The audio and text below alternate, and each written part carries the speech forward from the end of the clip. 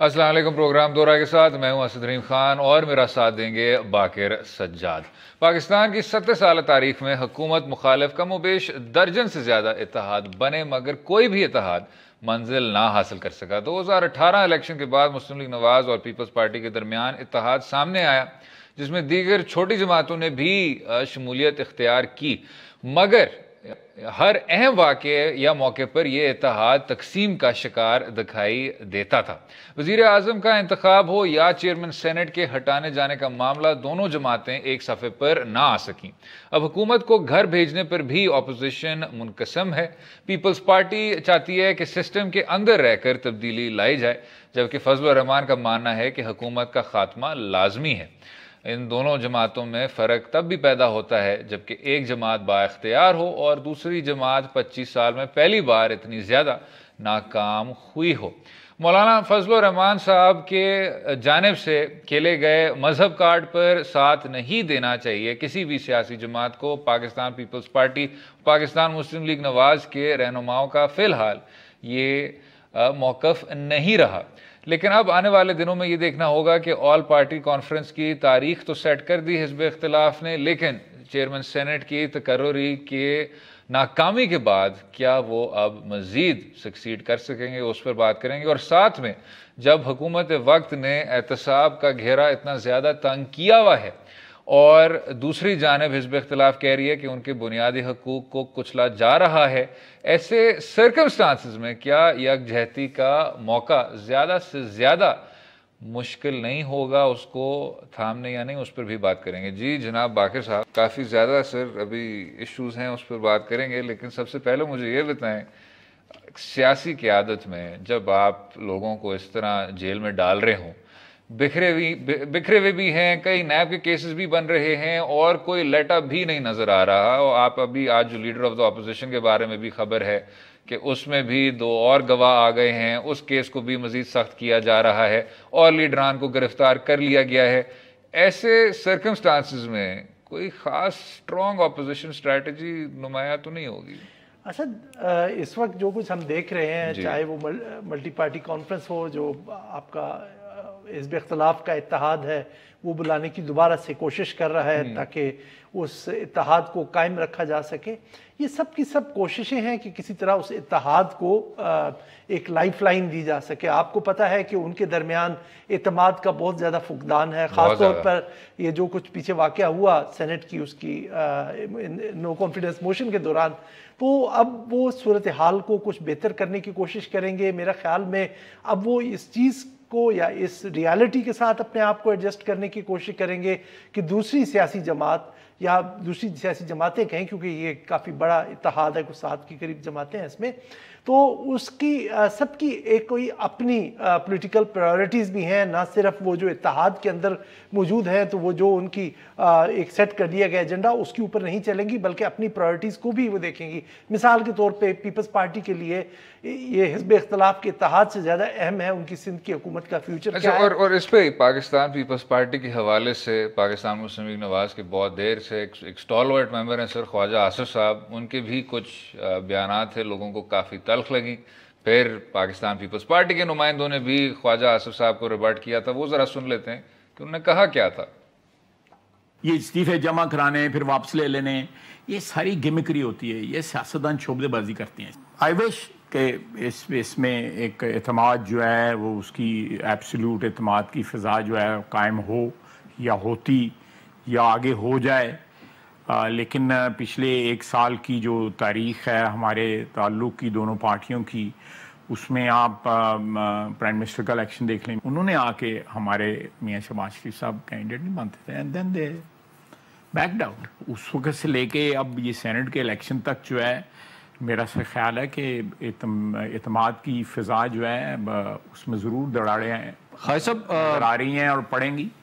जनाब आइन में साफ दर्ज हुआ हुआ है, अगर आप इस्तीफ़ा देना चाहते हैं तो चेयरमैन सेनेट को अपना इस्तीफ़ा सबमिट करें, और इसमें कोई शक नहीं कि शायद सादिक संजरानी साहब को इस्तीफ़ा सबमिट करते हुए आपके दिल पर आप पत्थर रख के ही इस तरह की चीज़ को आगे करेंगे, लेकिन ये कोई ख़ास तामीरी कदम नहीं है कि पाकिस्तान पीपल्स पार्टी के तमाम लोग चेयरमैन पीपल्स पार्टी को अपने इस्तीफ़े दें और कहें कि जी हमने احتجاج کا سخت اس طرح اظہار کیا, مخالفت کا اظہار کیا. دس از ناٹ کنسٹرکٹیو اپوزیشن. نہیں, احتجاج نہیں ہے یہ. آپ اپنے لیڈر کی قیادت میں اعتماد کا اظہار کر رہے ہیں, آپ ان کو استعفیٰ پیش کر رہے ہیں کہ اب اس کی ول پہ ہے کہ کیا وہ اس ایوان میں بیٹھنا چاہے گا اس صورتحال کے بعد. لیکن جیسے میں بات کر رہا تھا کہ پیپلز پارٹی کی کچھ اور کنسیڈریشنز ہیں, اور میں اب آنے والے دنوں میں دیکھ رہا ہوں کہ یہ جو آپ نے بات کی نا گرفتاریوں کی, تو یہ کچھ جو ڈیکیپیٹیشن سٹرائکس جنہیں میں کہتا ہوتا ہوں کہ سیاسی پارٹیز کے خلاف ڈیکیپیٹیشن سٹرائکس جو ہیں وہ جاری رہیں گی, اور مزید حزب اختلاف کے قائدین اس کے شکنجے میں آئیں گے. اور یہاں تک کہ سندھ حکومت کا بھی مجھے خدشہ ہے کہ کچھ شاید وہاں تبدیلی آئے. لیکن میرا خیال میں جو یہ پیپلز پارٹی نے یہ جو کچھ کیا سینٹ کے انتخاب میں, اگرچہ ان کو پورا موقع ہے کہ اس کو ریبٹ کریں, یہ چیز غلط ہے, لیکن جو ایک عام تاثر ہے کہ زیادہ سینیٹرز پیپلز پارٹی کی طرف گئے تھے, اور وہ انڈیویجولی نہیں گئے تھے, وہ ایک پالیسی کے تحت گئے تھے, تو اس میں انہوں نے پیپلز پارٹی کا سندھ میں فیوچر تھوڑا سا کوئی محفوظ کر لیا ہے کہ کسی طرح سے, تاکہ وہاں پر جو پیپلز پارٹی کی حکومت قائم رہے اگر وہاں کوئی تبدیلی بھی آتی ہے. اچھا, اس سے ہٹ کے میں شاید کچھ زیادہ ہی قانونی یا تکنیکی بات نہیں کرنا چاہتا, لیکن آپ نے ابھی بات کی ڈی کیپیٹیشن پالیسی کی. جناب, اس ملک میں آپ مجھ سے بہتر جانتے ہیں جو آپ کا کنوکشن ریٹ ہے وہ کبھی 9% سے 12%, 12% سے 15%, اس سے اوپر نہیں بڑھتا. جو آپ نے ایک قانون بنایا ہے نیب آرڈیننس, اور اس پہ آپ نے اتنا زیادہ لڑائی لڑے میاں نواز شریف صاحب کے دور میں کہ اس میں ترمیم لانا چاہتے ہیں, زاہد حامد صاحب کو آپ نے اس چیز کی سربراہی دی, کئی کمیٹیوں کو تشکیل دیا آپ نے, لیکن کچھ بن نہیں پایا.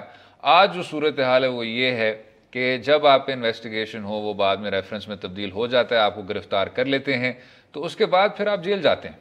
بات کنوکشن تک نہیں پہنچتی, آپ کی ٹرائل میں چارجز بھی نہ فریم ہوں, آپ وہاں بیٹھے رہتے ہیں. تو ابھی جو ایک بہت طویل فہرست ہے مسلم لیگ نواز کی لیڈران کی, پاکستان پیپلز پارٹی کی لیڈران کی, اور وہ جو ایک پاکستان تحریک انصاف کے بھی وزیر اکلوتے ایگزیکٹلی وہ ایک شخص ہیں جو ادھر پہنچے ہوئے ہیں.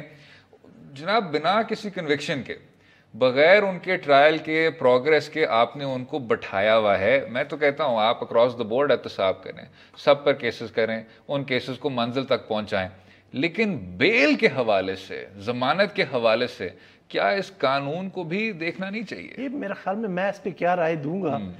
سپریم کورٹ کا بھی اس پہ ویو آ چکا ہے کہ جناب آپ اس کو ریویو کریں, اور یہ بالکل انسانی حقوق کی بھی خلاف ورزی ہے. آپ کے جو باقی آپ کا لیگل فریم ورک ہے اس سے بھی مطابقت نہیں رکھتا کہ اگر آپ کوآپریٹ بھی کر رہے ہیں اور اس کے بعد آپ کے خلاف جو چارجز ہیں ابھی وہ فائنلائز نہیں ہوئے یا ان میں آگے چلنا ہے, اور آپ ریکوائرڈ بھی نہیں ہے, خواہ مخواہ آپ کو without any sentence against you آپ ان کو جیل میں رکھتے ہیں. لیکن دوسرا امپورٹنٹ چیز جو ہے وہ جو یہاں پہ پی ٹی آئی کو کرنا چاہیے, اور میرا خیال میں کہ جس سے تھوڑا سا اس کی پرسیپشنز جو ہیں, جو تاثر ہے آپ کی اکاؤنٹیبلٹی ڈرائیو کا, وہ کچھ بہتر ہوگا. کہ وہ اب دیکھیں خیبر پختونخوا میں 4-5 ایشوز ہیں جن کے اوپر ان کی اپنی رپورٹس یہ دکھاتی ہیں کہ شاید وہاں پر کوئی چیز غلط ہوئی.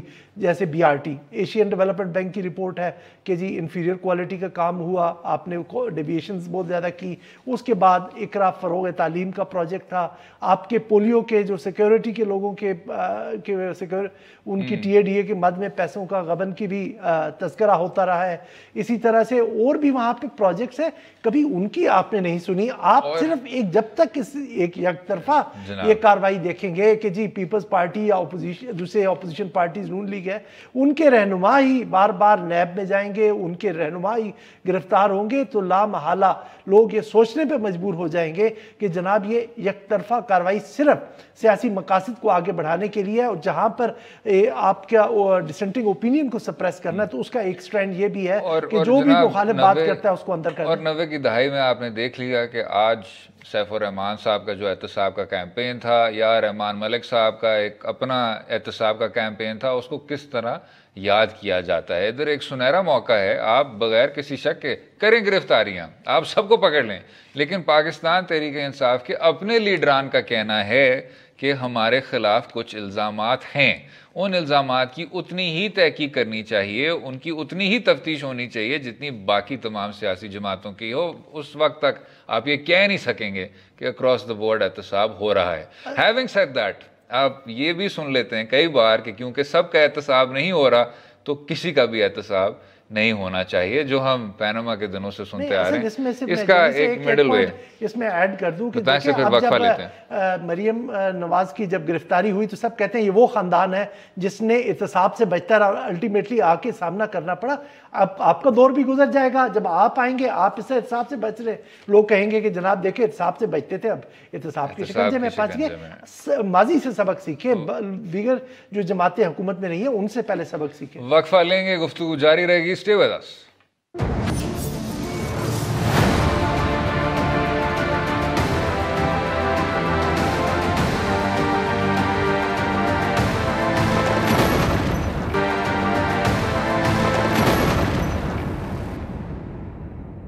ویلکم بیک ٹو دو رائے. بات کریں گے پاکستان تحریک انصاف کا 1 سال مکمل ہونے کو جا رہا ہے، اور حالانکہ عمران خان صاحب 90 کی دہائی سے کہتے آ رہے ہیں کہ سب کو اندر بھیجیں گے، تمام چوروں لٹیروں کو پکڑیں گے اور قانون ہر آدمی پر نافذ ہوگا، اس کے ساتھ ساتھ معیشت کے حوالے سے اور قانون سازی کے حوالے سے بے تحاشا گنجائش ہے. جناب باقر صاحب، اس جماعت کا نام ہے پاکستان تحریک انصاف. بار بار کہتے ہیں کہ جی سب کے ساتھ انصاف کریں گے. جو ہم نے پچھلے سیگمنٹ میں بات کی تھی، احتساب فی الحال یک طرفہ نمایاں ہو رہا ہے، but for that one minister P T I Punjab میں. یا تو اسد میرا، آپ قانون دان ہیں، آپ بہتر سمجھتے ہیں، ان کے کیس کو دیکھ کے بتائیں کہ شاید ان کا کیس اتنا بگڑا ہوا ہے کہ وہ اس بیچارے کو، غریب کو بچا نہیں پا رہے ہیں، اور اس کو آگے انہوں نے دیا ہوا ہے، ورنہ سب کے سب بچ کے بیٹھے ہیں. جو بھی انہوں نے کیا، ویسے میں سمجھتا ہوں جرم اتنا سنگین ہوگا کہ باقی تمام پی ٹی آئی کے وزراء کو انہوں نے پیچھے چھوڑ دیا. لیکن سر اگر قانون سازی کی ذرا بات کریں، یہ وہ قوانین ہیں جن کا پی ٹی آئی کہہ چکی ہے. تو ہم یہ نہیں کہہ رہے کہ جی آپ کوئی ہمیں یوٹوپیا پیدا کر کے دے دیں یا کوئی لیجسلیٹو اوور ہال کریں، یہ آپ کہہ چکے ہیں. سب سے پہلے جناب ٹارچر پریونشن ایکٹ، آپ مجھ سے بہتر جانتے ہیں جناب، آپ نے خود وہ رپورٹس پڑھی ہوئی ہیں کہ یہاں چاہے آپ پولیس کی حراست میں ہوں، چاہے آپ کسی اور فارم آف انکارسریشن میں ہوں، ٹارچر ہر دن کی بات ہوتی ہے اور کیا جا رہا ہے. اس پر فی الحال کوئی کارروائی نہیں ہوئی. یہ قانون بھی جناب کوئی 6-7 سال سے ویٹ ہوا ہے، اسمبلی میں بھی ٹیبل ہوا، ایوان بالا میں بھی ٹیبل ہوا، لیکن اس کو فی الحال آپ منظور نہیں کر سکے. پھر آگے سر بل فار انفورسڈ ڈس اپیرنسز، وزارت جو ہے آپ کا انسانی حقوق، وہ یہ کہہ چکے ہیں کہ جی ہم اس قانون کو لائیں گے، اس کو کرمنلائز کریں گے. مجھے یاد ہے عمران خان صاحب نے ایک میٹنگ میں بھی، اپنی شاید کیبنٹ کی میٹنگ تھی یا کوئی اور میٹنگ تھی، اس میں بھی اس چیز کا تذکرہ کیا کہ اس کو پرائورٹائز کیا جائے انفورسڈ ڈس اپیرنسز. پھر جناب اب اس پہ کچھ اختلاف ہے کہ وہ کتنے زیادہ صوبے چاہتے ہیں. بہرحال پی ٹی آئی یہ کہہ چکی ہے کہ ہمیں زیادہ صوبے چاہیے اور ہم نئے صوبے بنائیں گے. اب اور یہ 100 دنوں کا ٹارگٹ تھا، 100 دن کا. چلیں جناب، میں کہتا ہوں سال ہو گیا اسد، کیوں میں کہتا ہوں جناب 100 دن کا ٹارگٹ چھوڑ کے 1 سال کا ٹارگٹ رکھ لیں. ٹھیک، آپ نے، لیکن وہی سال بھی گزر گیا نا. میں تو یہ کہہ رہا ہوں باقی رہ گیا، 5 دن بعد سال ہو جائے گا. 5 سال 4 سال بعد مدت بھی پوری ہو جائے گی، ریگارڈلیس آف واٹ مولانا فضل الرحمان صاحب سے. اور جو ان کے ساتھ لوگ شامل ہوئے تھے میرے خیال میں اس وعدے پہ ہی ہوئے تھے کہ 100 دنوں میں پنجاب کو جو ہوگا تقسیم ہو جائے گی اور صدر پنجاب ایک علیحدہ سے صوبہ بن کے ابھرے گا. لیکن سر جن لوگوں کا بھی گھوم کے کچھ بتایا نہیں کہ ان کے ساتھ جو کمٹمنٹ ہے وہ کس حد تک پوری کی گئی پی ٹی آئی کی. لیکن جن لوگوں کا آپ ذکر کر رہے ہیں وہ ہر سیاسی جماعت میں اسی وعدے پر شامل ہو جاتے ہیں. کبھی یہ وعدہ پھر ان کا میٹ نہیں ہوتا اور پھر وہ نکل کے ایک اور جماعت کو جوائن کر لیتے ہیں. جنوبی پنجاب میری طرح عوام کا بھی حافظہ بہت کمزور ہے اور وہ جو ہم دن کو سنتے ہیں وہ شام کو بھول چکے ہوتے ہیں. تو وہ شاید لوگ بھی بھول گئے ہیں کہ جناب 100 دن کا وعدہ تھا اور ابھی تک وہ لے کے پھر رہے ہیں. ابھی کوئی سچویشن نہیں بنی کہ صوبہ جو جنوبی صوبہ پنجاب بن جائے. میرا خیال میں ایک سیکریٹریٹ تو شاید سیکریٹریٹ بن سکتی ہے. نہیں بن چکا ہے. اچھا بن چکا ہے. ہاں جی بن چکا ہے. اچھا چلیں، یہ sir you would know better than I. میں سمجھتا ہوں جناب ایک ریفارم ہے جو کہ سب کے دل کے قریب ہے اور ایک بہت بڑا اور ریولوشنری ٹرانسفارمیشنل قسم کا ریفارم سمجھا جاتا ہے. ایوب خان صاحب نے کوشش کی، ناکام ہوئے. ذوالفقار علی بھٹو صاحب نے کوشش کی، ناکام ہوئے. یہ چھوڑ دیتے ہیں کہ وہ کیا وجوہات تھے, اس پر ایک سیپریٹ شو کرنا چاہیے. لیکن عمران خان صاحب نے بطور چیئرمین پاکستان تحریک انصاف بات کی ہے کہ ہمیں پاکستان کو فیوڈلزم کے شکنجے سے کسی طرح سے آزاد کرنا ہے, اور وہ جناب آپ جانتے ہیں صرف لینڈ ریفارم کے ذریعے ہو سکتا ہے.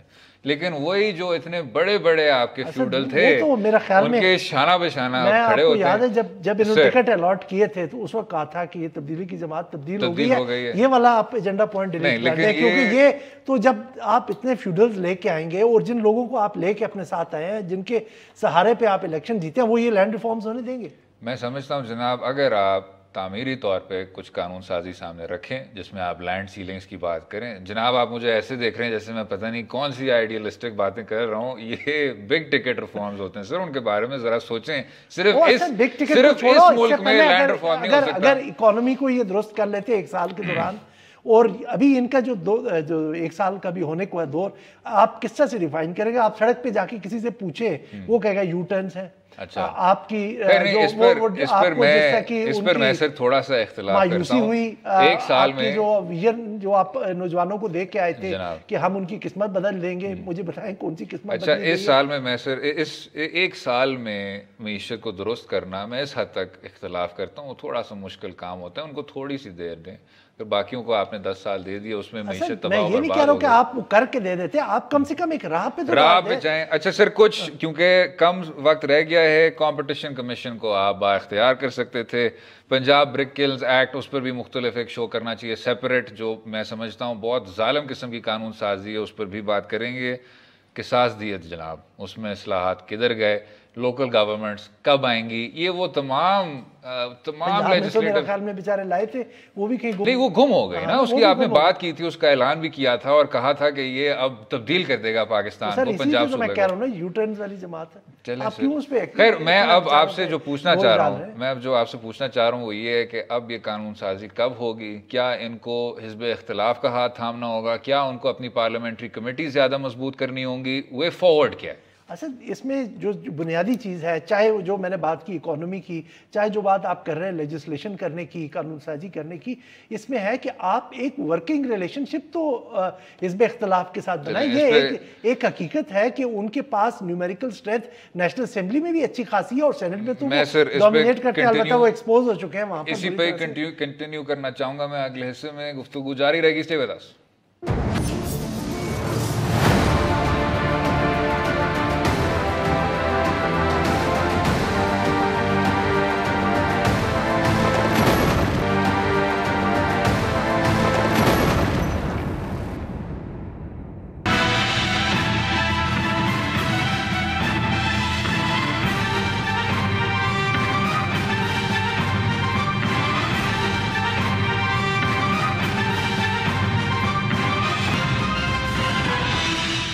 ویلکم بیک ٹو دو رائے. بات کریں گے پاکستان کے سب سے بڑے شہر کراچی کی. کراچی جو کہ پاکستان کی معیشت کا مرکز ہے, ثقافت کا مرکز ہے, شہر کا سب سے زیادہ ملٹی ایتھنک اور سب سے زیادہ ڈائیورس شہر بھی ہے. پاکستان تحریک انصاف جو کہ وفاق میں کامیاب ہے, اب ایک ایسے سچویشن کا سامنا کر رہی ہے جہاں پاکستان پارٹی صوبائی سطح پر کامیاب ہے, اور متحدہ قومی موومنٹ کا ابھی بھی کراچی شہر میں ایک بہت واضح پریزنس ہے. لیکن جیسے ہم نے پچھلے کچھ دنوں میں دیکھا, نہ صرف بنیادی سہولیات کراچی میں نہیں چلتی, بارش کے بعد نہ صرف ڈرین واٹر سڑکوں میں کھڑا ہو گیا, اس کے ساتھ ساتھ جو کچرا اور کوڑے پر مباحثہ چل رہا ہے پی ٹی آئی کے رکن نیشنل اسمبلی علی زیدی صاحب کی جانب سے, اور دوسری جانب پاکستان پیپلز پارٹی کے سعید غنی صاحب سے, وہ بھی اب انٹینسیفائی کر رہا ہے. اس پر بھی بات کریں گے. جناب, بات بیسک سروسز کی ہے. لوگ دیکھتے ہیں پی ٹی آئی کی طرف, بہت دیر بعد اتنے بڑے مینڈیٹ سے آپ نے کراچی شہر میں آپ کو ووٹر نے کامیاب کیا متحدہ قومی موومنٹ کے باوجود. وہی متحدہ جس کو آؤٹ آف نو ویئر 80 کی دہائی میں اتنا بڑا مینڈیٹ ملا اور کراچی پر وہ چھا گئی, اور میرے خیال سے ایک جنریشن کے لیے چھا گئی. اس سے پہلے جناب آپ پاکستان پیپلز پارٹی کا مینڈیٹ دیکھ لیں اور جماعت اسلامی کا مینڈیٹ دیکھ لیں. کہنا میں یہ چاہ رہا ہوں سر کہ کراچی کے شہری نے ہر آدمی کو موقع دیا اور کہا کہ 18ویں ترمیم کو سامنے رکھتے ہوئے, آئینی سیٹ اپ کو بھی سامنے رکھتے ہوئے, بیسک میونسپل سروسز کچرا کا اٹھانا, صفائی کرنا, ڈرین واٹر کو ڈرین کرنا, یہ سر بہت الیکٹریسٹی, بجلی کا فراہم کرنا, یہ بہت بیسک سروسز ہیں. اگر آپ پانی کی سپلائی, ادھر واٹر ٹینکر مافیا بالکل قابض ہے, اور یہ لا اینڈ آرڈر سے ہٹ کے ہے, وائلنس سے ہٹ کے ہے. جو وہاں تلخ تجربے رہے ہیں, چاہے آپ رینجرز کی کارروائی کو دیکھ لیں, چاہے آپ کئی جو کراچی میں اس طرح کے اسپائکس آئے وائلنس کے وہ دیکھ لیں, سر بیسک سروسز کب فراہم کی جائیں گے؟ بیسک سروسز اسد ہم نے پچھلے بھی پروگرام میں اسی چیز پہ بحث کی تھی, اور میں سمجھتا ہوں کہ اگر آپ چاہے جتنے بھی اسی طرح کی کوششیں کریں, جس طرح علی زیدی صاحب آج کل کوشش کر رہے ہیں وزیر اعظم صاحب کی ہدایت پہ, یہ چیزیں ایک صرف ایک ہلکا سا ایک امپیکٹ کریٹ کر سکتی ہے, لیکن دیر پا اثر نہیں کر سکتی, کیونکہ آپ نے نظام کو تبدیل کرنا ہے. کراچی کے نظام میں بگاڑ آ چکا ہے. کراچی میں اتنی زیادہ آپ سمجھے کہ آپ نے وہ آرگنائزیشنز بنا دی ہیں مختلف چیزوں کو دیکھنے کے لیے, اور ان کے کنٹرول مختلف ٹیئرز کے پاس ہیں. جس طرح بے شمار چیزیں, آپ کا سیوریج ہو, واٹر ہو, آپ کا یہ سالڈ ویسٹ کلیکشن ہو, یہ سب کے سب صوبے کے پاس ہیں. میونسپل کمیٹی کے علیحدہ سے فنکشنز ہیں. کراچی کی جو بلڈنگ کنٹرول ہے وہ پھر صوبے کے پاس ہے. اور وہ جو جناب ابھی ٹیئرز آف کنٹرول ہے نا, یہ یہاں پر جا کے کمپلیکیشنز پیدا ہوتی ہیں. ماہر کی بھی جی رپورٹ ہے اسی حوالے سے کہ مختلف ٹیئرز ہیں, کسی کو نہیں پتا کہ کون کس چیز کے انچارج ہے. جب وزیر اعلیٰ سندھ نے کہا کہ چیف منسٹر ہاؤس پہ ان کو ایک نئی سڑک چاہیے, اس کو ٹیئر ڈاؤن کر کے ایک بہت اچھی سی سڑک انہوں نے بچائی. پھر Karachi water and sewerage board نے اس کے کچھ دن بعد ہی اس کو پھر سے اکھاڑ دیا تاکہ وہ پھر سے سیوریج کی لائنز کو لے ڈاؤن کریں. یہ صرف آپ کو یہ ہمارے پورے پاکستان کا ہے. اگر آپ اسلام آباد میں بھی دیکھیں تو ایک دن سڑک ڈلتی ہے, وہ دوسرے دن آ کے وہ ایک کیبل والا اکھاڑ جاتا ہے. یہ ہر جگہ پہ ہے. لیکن کراچی کا جو ہے مسئلہ وہ بہت زیادہ گمبھیر ہو چکا ہے کہ واقعی کسی کو کچھ پتہ نہیں ہے کہ یہ کس کی ذمہ داری ہے. اور اس میں 2014 آنورڈ پیپلز پارٹی حکومت نے جس طرح سے یہ تقسیم کار کی ہے اختیارات کی, اس سے یہ زیادہ مسئلہ جو ہے پیچیدہ ہو گیا ہے. ان کو چاہیے کہ اسد یہ اپنا علی زیدی صاحب کو اور ایم کیو ایم والے جو ان کے میئر ہیں کراچی کے, جن کے پاس وہاں کا دارالخلافہ کا نظم و نسق ہے, وہ صوبے کے ساتھ بیٹھیں اور بات چیت کر کے ان مسائل کو سٹریم لائن کرے. صوبے کا کبھی بھی یہ مقصد نہیں ہوتا. اب مجھے دنیا میں اس کی کوئی اور نظیر نظر نہیں آ رہی کہ جناب کچرا اکٹھا کرنا وہ صوبے کا اختیار ہو. وہ ہمیشہ سے اس شہر کا ہی یہ میونسپل فنکشنز میں آتا ہے کہ جناب کچرا, پانی, سیوریج, یہ چیزیں تو شہر کرتا ہے, شہر کی جو انتظامیہ ہوتی ہے. ایک جو تھوڑی سی افسوسناک بات ہے جناب وہ یہ ہے کہ کراچی کو صاف کرنا, اس کو پہلے بتایا گیا کہ جی رضاکار آئیں گے ایک والنٹیئر سروس کے طور پہ, آپ کراچی کو صاف ہوتے ہوئے دیکھیں گے. یہ ایک ایسی چیز ہے جس کو شاید پولیٹیسائز نہیں کرنا چاہیے تھا, لیکن پچھلے کچھ دنوں میں اب آپ نے دیکھا کہ علی زیدی صاحب اور سید غنی صاحب کے بیچ بھی چاہے سوشل میڈیا کے ذریعے چاہے کراچی کے کیمپین کے ذریعے کچھ ٹون بھی تھوڑا سا جرحانہ ہوتا رہا ہے. ذرا ایک مودی صاحب نے بھی ایک ووٹر کو بھی بلایا تھا, وہ بھی ذرا دیکھ لیتے ہیں. پھر غنی صاحب نے آگے سے بھی جو رسپانس کیے تھے وہ سارا آپ کو ذرا دکھاتے ہیں. ایک منٹ دیکھیں, میں کراچی کے حوالے سے بات کرتا ہوں. میں آپ سے یہ خان صاحب ادھر آؤ, یہاں پانی کا مسئلہ ہے. سر پانی کا مسئلہ تو تھا, ابھی ہمارے سید غنی صاحب نے ہمارے بہت علاقے کے ہر چیز حل کر دیے, سارا حل کر دیا الحمدللہ. بہت کام چل رہا ہے, صاف کروا رہے کر رہے ہیں الحمدللہ, کام چل رہا ہے. نہیں آپ نے کل سے چکر لگایا تو میں نمائندہ ہوں یہاں کا کہ سعید غنی ہے؟ نہیں وہ بھی ہے ہمارے علاقے کے. جیتا کون ہے؟ جیتا سید غنی صاحب. اور کتنے سال سے حکومت ہے پیپلز پارٹی کی؟ پیپلز پارٹی کی حکومت تھی, صاحب ان کو کام کرنے دیتے نہیں تھے. ہم سب ادھر بدماش بنے ہوئے ہیں, ادھر سارے بدماش. اچھا, اس کا مطلب ہے کہ اگر 10 سال سے ان کی حکومت ہے, 10 سال سے حکومت تھی نا, ابھی ختم ہوئی نا, 1 مہینہ پہلے. اگر 10 سال میں 10 سال بعد بھی ہمیں جو ہے نا 10 سال کا کام اس نے 2 مہینے میں کر کے دکھا. جناب زیدی صاحب کا نقطہ جو ہے وہ اپنی جگہ ہے, ٹھیک ہے پیپلز پارٹی 10 سال سے تھی, جو صورتحال ہے سب کے سامنے ہے. لیکن جیسے وہ شخص بھی اب ریمائنڈ کروانے کی کوشش کر رہے ہیں, یہ اب سب کے مینڈیٹ کا حصہ بنتا ہے, کراچی کو صاف کریں کسی طرح. یہ سب کی شیئرڈ رسپانسبلٹی. اصل یہ کسی ایک کو نہیں کرنی چاہیے. اور یہاں پر جو اس کا جو میں سمجھتا ہوں جس غلط ڈائریکشن میں یہ ساری کیمپین اور بڑے اچھی نیت کے ساتھ سٹارٹ کیا وہ چلا گیا کہ اس کیمپین کے پولیٹیکل انڈر ٹونز نظر آ رہے ہیں. اور یہ انڈر ٹونز اتنے خطرناک کیوں ہیں اور اس کیمپین کو مزید بڑھایا کس طرح جا سکتا ہے, اس پر بات کریں گے اگلے حصے میں. اسٹے ود اس.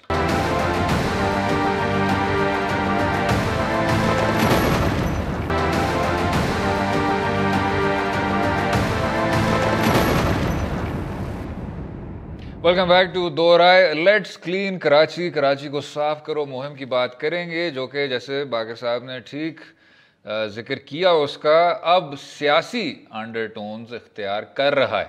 ابھی آپ نے دیکھا رکن قومی اسمبلی علی زیدی صاحب کا جو اپنے حلقے کا دورہ کرتے ہوئے دیگر حلقوں کا دورہ کرتے ہوئے کچھ ووٹرز کے بھی احساسات و جذبات کو سن رہے تھے.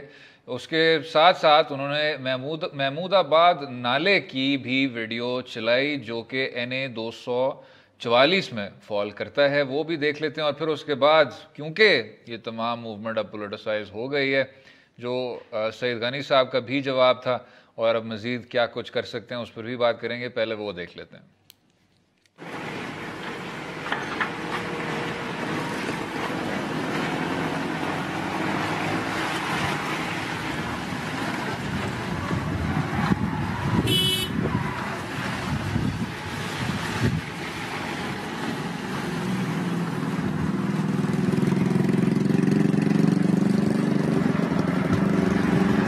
سارا کچرا جو ہے نا نالے کے اندر سے نکالا گیا ہے، آپ دیکھ سکتے ہیں.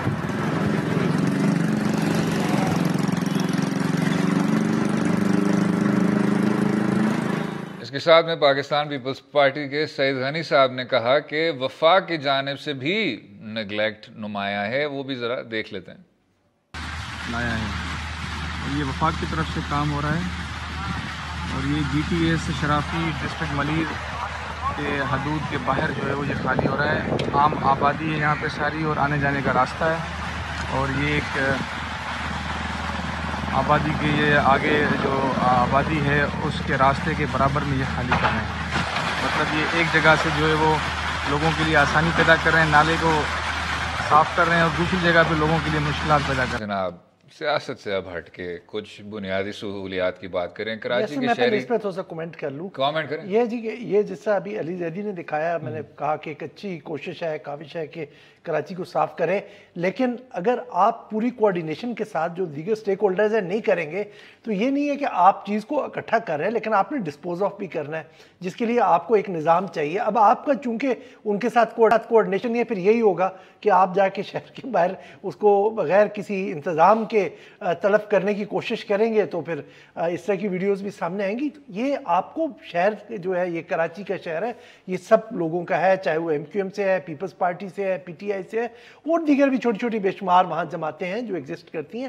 آپ سب کو ساتھ لے کے چلیں. خود علی زیدی نے بھی کچھ دن پہلے ٹویٹ کیا تھا کہ ان کو جو سندھ حکومت کے وزیر ہیں، شاید بلدیات کے تھے، ان سے انہوں نے فون کیا اور اپنا تعاون پیش کیا، جس کو علی زیدی نے اپریشیٹ کیا.